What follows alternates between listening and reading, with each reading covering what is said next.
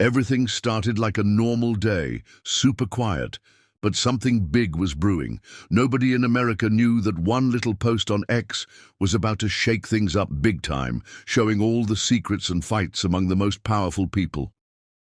Before I tell you more, let me know where you're watching from in the comments, and hit that subscribe button so you don't miss any juicy stories. Okay, so things got wild when Vice President J.D. Vance, looking super serious, stepped up to a podium with cameras flashing like crazy.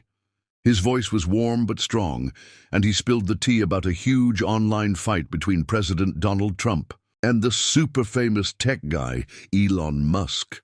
Everyone was shocked, like what caused this huge drama, and how's it going to change tech, politics, and the whole country? Just a few days before, Elon Musk had quietly quit his job helping Trump's team.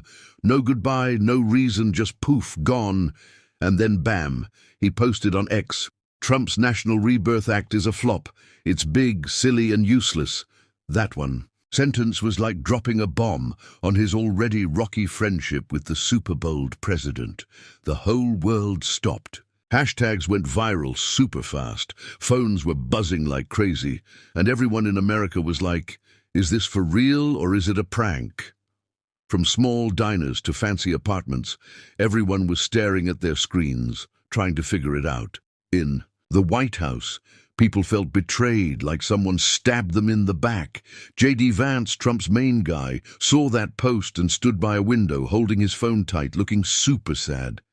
Nobody thought he'd soon stand up and say something that would shock everyone. This was just the start. Trump's National Rebirth Act, a huge $2 trillion plan to fix bridges and satellites for national security, had just passed in the House. It was a big deal for Trump's team. J.D. Vance helped write it, picking every word carefully, and everyone thought Musk was on board, until now.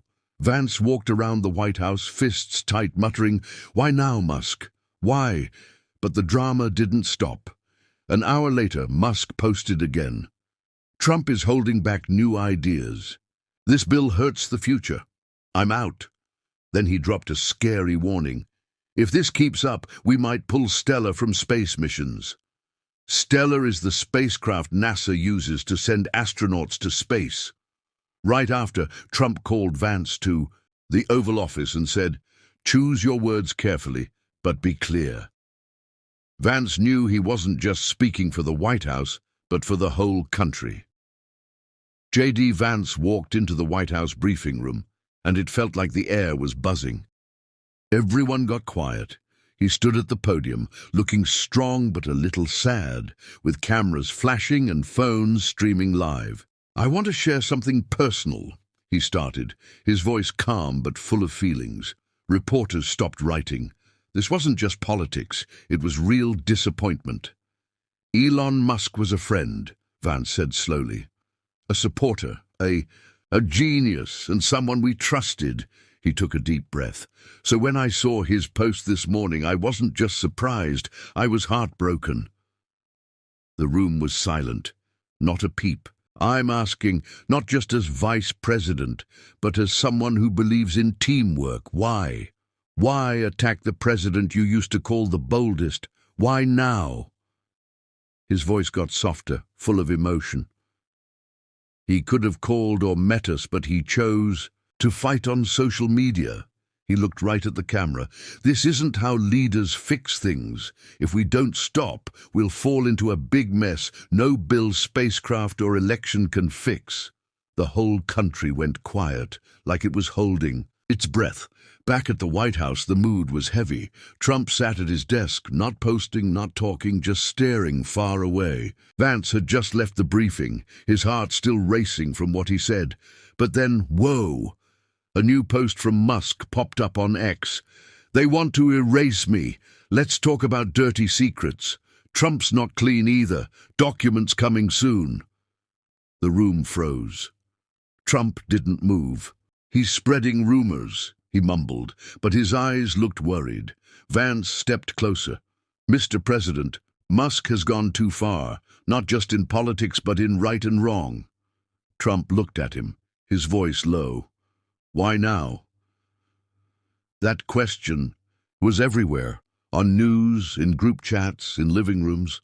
Musk used to be super close with Trump, eating dinner with his family, calling him the future of leadership less than a year ago. Now he was throwing shade and seemed ready to burn it all down. Vance stood by a window whispering, "This isn't just about the bill, it's personal." He was right. This fight was bigger than politics. It was a cold betrayal for everyone to see. Vance kept checking his phone, hoping Musk would call, but nothing. Instead, another post. America needs creative minds, not angry conservatives in suits. Everyone knew he was talking about Vance. Vance put his phone down, looking disappointed, not mad. "He should have talked to us," he said quietly. "To an aide. We were friends." In the press room, reporters were picking apart every word Vance said, every pause. His speech went viral with hashtags like "Pray for Peace" and "Vance Speaks," truth all over X. Across the country, people weren't mad. They were sad. This wasn't just a fight between two big shots. It was like something special was breaking. Friendship, trust, respect. Vance looked in a mirror before another meeting, murmuring, "We're building something good. Why ruin it with posts?" But he stood tall, not just as vice president, but as someone trying to stop a big fight. He knew only staying calm could keep things from getting worse. The online fight blew up in less than a day, and the country was split. At a town hall in an eastern state, Vance stepped onto a small stage, facing regular people. Veterans, nurses, single mums, students, not fancy politicians. "I'm not here to campaign," he said. "I'm here to ask for peace." The room got quiet, and a few people started crying. "We're heading to a bad place," Vance went on.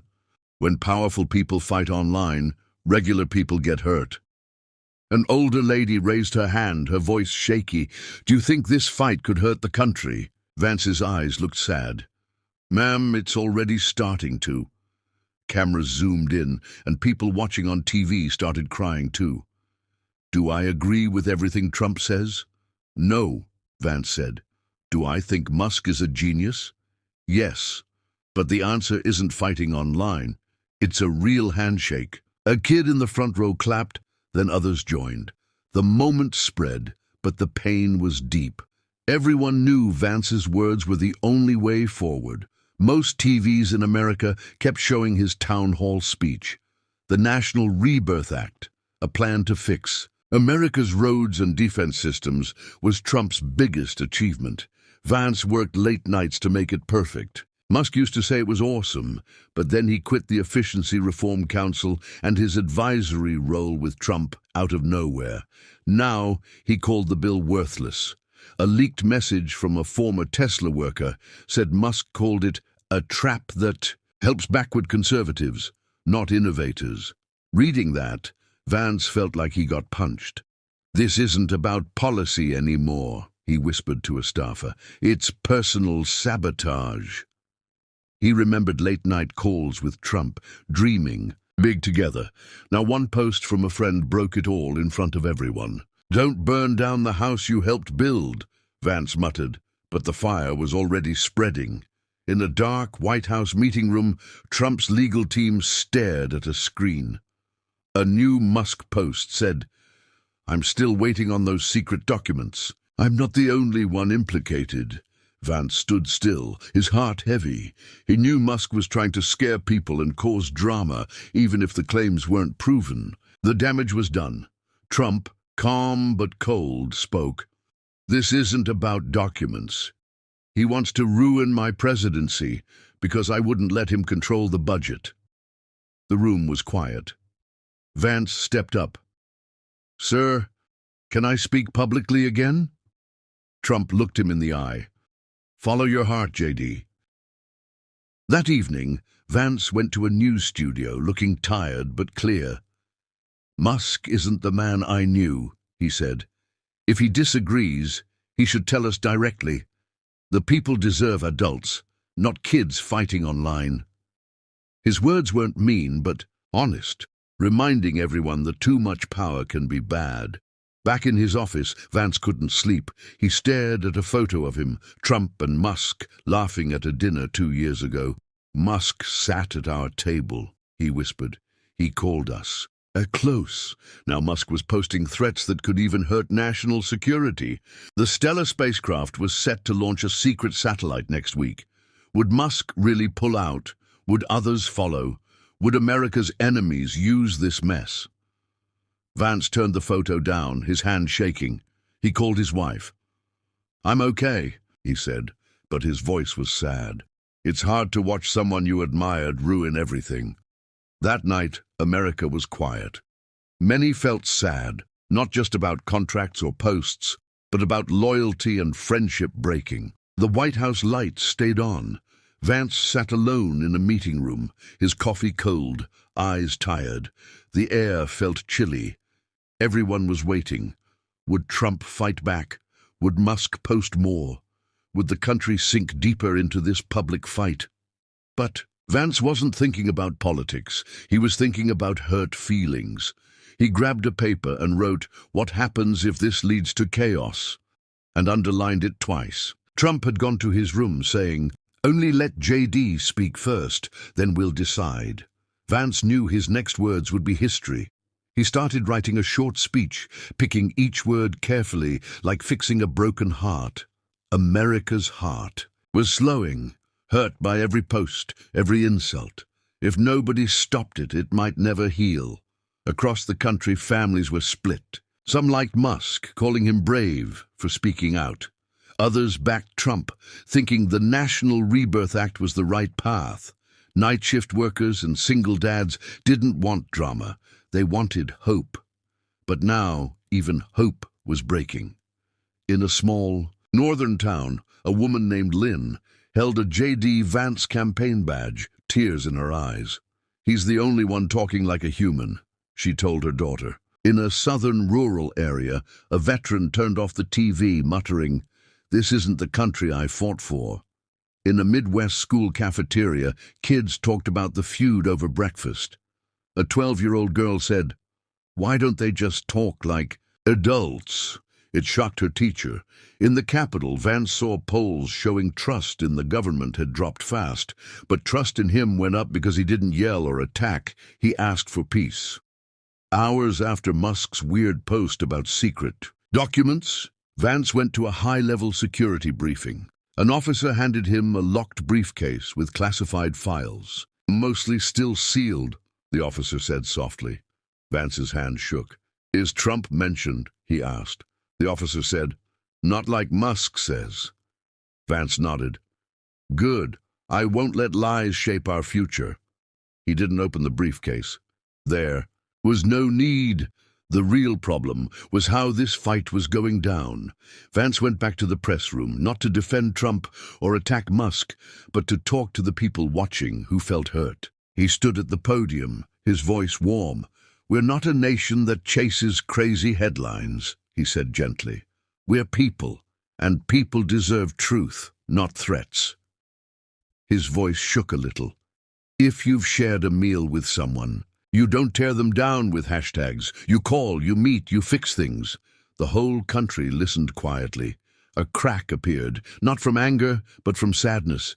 The air in the Capitol was heavy. Every news channel played Vance's emotional plea, but Musk stayed quiet. No posts, no updates, nothing. Then suddenly, a new post from Musk. "You can't build the future by hiding the past." It wasn't mean, but pointed at Trump. Vance stared at it in the White House waiting room. "Why is he doing this?" an aide whispered. Vance turned. "Because someone who's hurting sometimes causes more pain, especially when they feel left out." Seconds key Jin system. Seconds later, another post from Musk appeared. "J.D. Vance is right.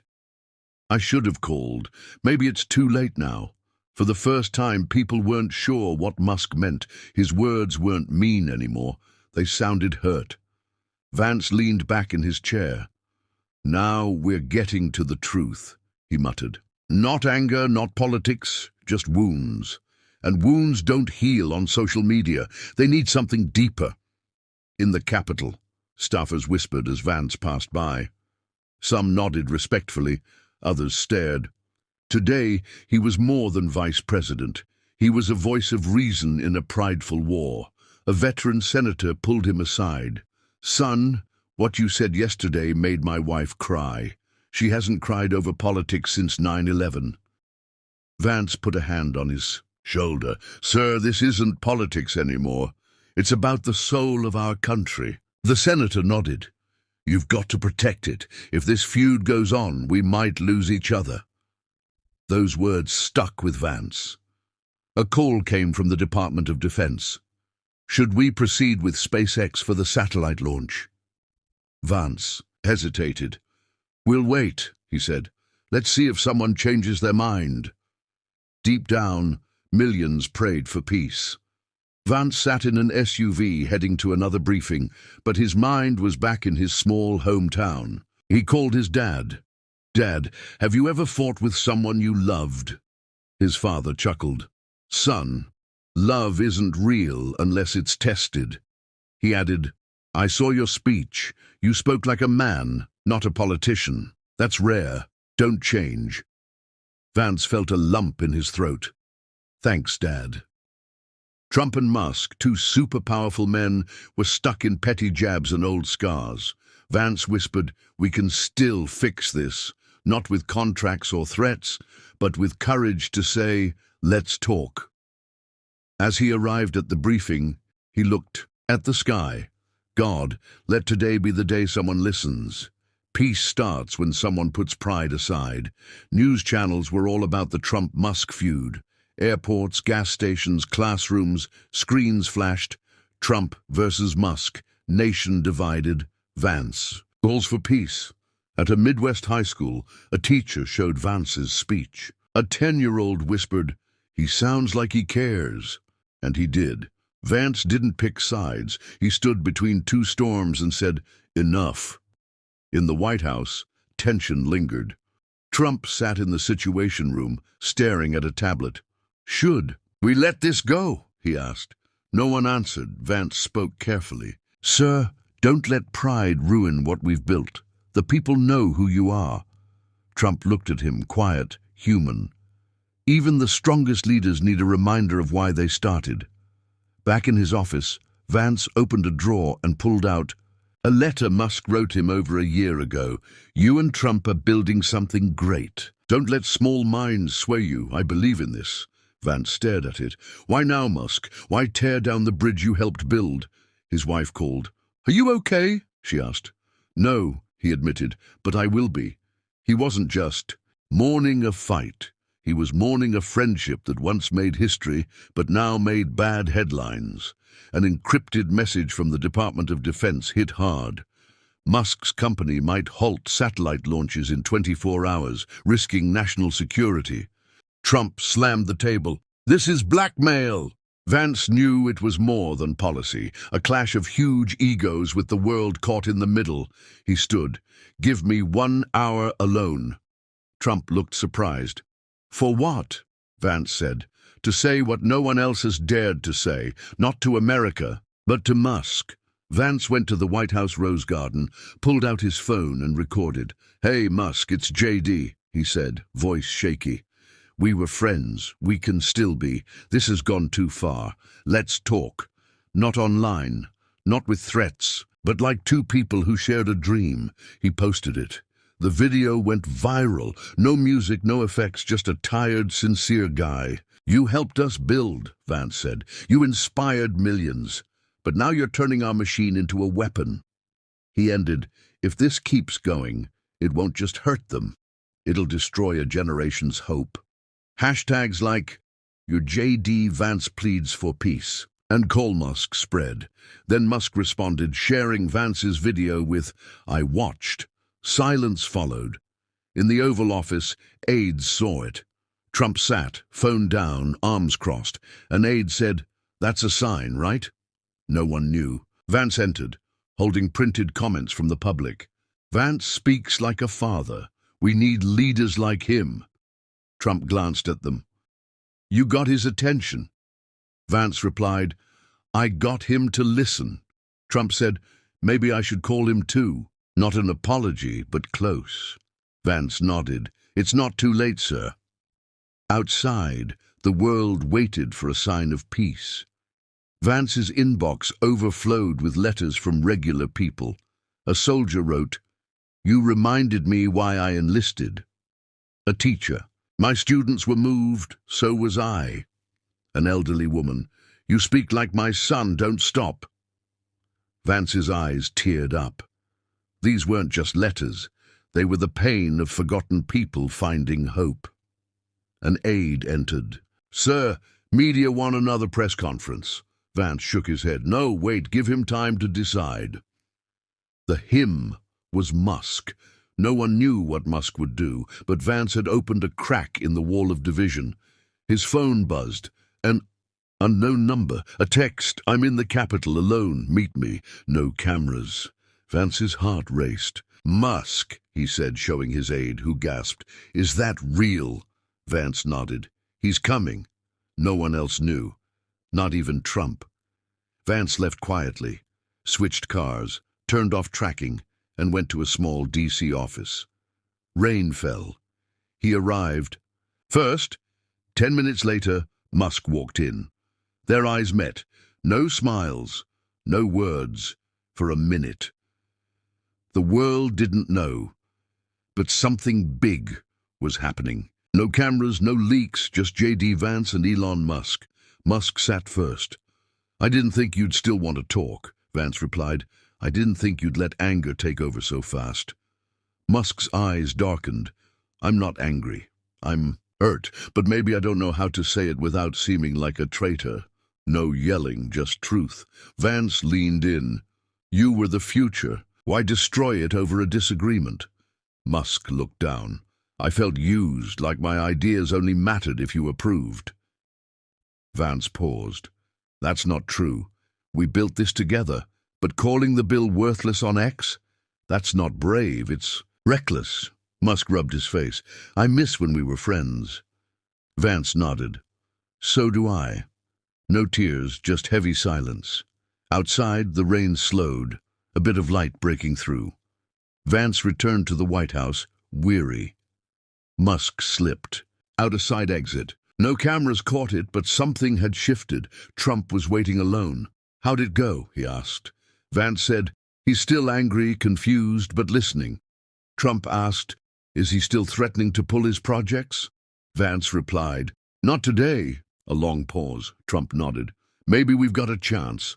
Vance sat. "Sir, this country doesn't need more fights. It needs a future built on people, not pride." Trump looked at the desk, then said softly, "You did good today, J.D." Vance's hand trembled. "I just want peace, sir." The room was quiet. Outside, the sun broke through the clouds. America, still uneasy, felt a tiny bit of hope. For the first time in over a day, no new posts, no threats, just silence. A beautiful, uncertain silence. In homes across America, people watched TVs, hoping not for chaos, but for peace. In a small eastern diner, a waitress named Mai told a customer, "I saw JD's video. I cried." In the southern church, a prayer group held hands, the pastor whispering, "Lord, guide our leaders to peace." On TikTok, teens posted Vance's speech with captions like, "This is a real leader." At the White House, JD stood by a window watching the sunset. He didn't speak, knowing truth whispers when shouting stops. Vance's phone buzzed, Musk's name. He answered softly, "Hello?" Silence, then Musk spoke, tired, human. "I watched your video again 3 times." Vance stayed quiet. Musk said, "I regret some things, not because they made me look bad, but because they hurt people I valued."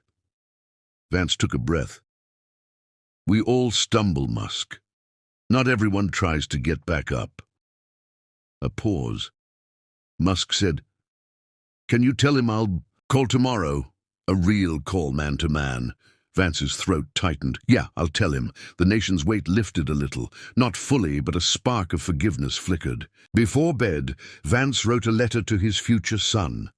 Today I saw pride nearly destroy two brilliant minds.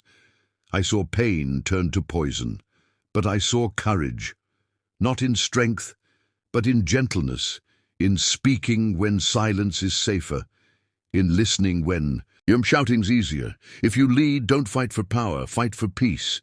It's harder, but worth it. He sealed it, tucked it away, and looked at the city's twinkling lights, whispering, "Let tonight be the start." Musk, silent for hours, posted on X. "Silence sometimes heals more than noise." I listened. "Thank you, JD." Then he shared a photo, 3 hands, his, Vance's, Trump's. No caption, just unity. Social media exploded with relief.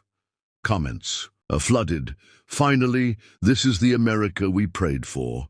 Who knew the softest voice could be the strongest? JD sat with his son on his lap. The boy whispered, "Dad, did you fix the fight?"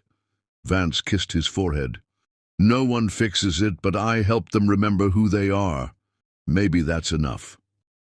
The next morning, the sun rose bright. No trending hashtags, just calm. In classrooms, teachers showed Vance's speech to teach courage and leadership. In churches, pastors said, "Broken trust isn't fixed by shouting, it's fixed by listening." In the Oval Office, Trump handed Vance a note. "For the day you're president." Vance smiled. "Sir, I'm just trying to get home for dinner with my wife." Trump laughed. "You've earned it." They shook hands, a quiet moment. Peace isn't loud, it's quiet. America had a bit of that peace.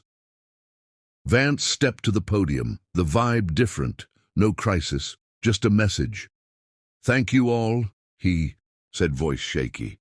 "Not for picking sides, but for choosing silence over noise, hope over hate, something better." He looked at the camera. "We're not perfect, not finished, but we're one nation, one family. Families fight, but they forgive." He smiled. Sometimes a whisper stops a war. A tear rolled down his cheek. The room clapped softly. Across homes and screens, people cried real tears. This wasn't just politics, it was our story. In small towns, people talked about Vance's speech. A mechanic said, "First time a politician sounded like a friend." College students posted his video. He reminds us what matters. People tired of fighting felt a spark, not because everything was fixed, but because Vance showed unity was possible through talking, not shouting. In a factory, a worker said, "Maybe there's hope for this country." In the capital, the air was lighter. News replayed Vance's speech to spread reconciliation. One user wrote, "Thank you, JD, for reminding us we're a family." Another, "I don't care who's right, I want us to move forward." Trump called Vance after the speech. "You made me remember I need to listen too," he said. Vance smiled. "We all do, sir." At home, his wife hugged him. "You did more than you know," she said. Vance nodded, pensive. The journey was long, but America had found light in the storm.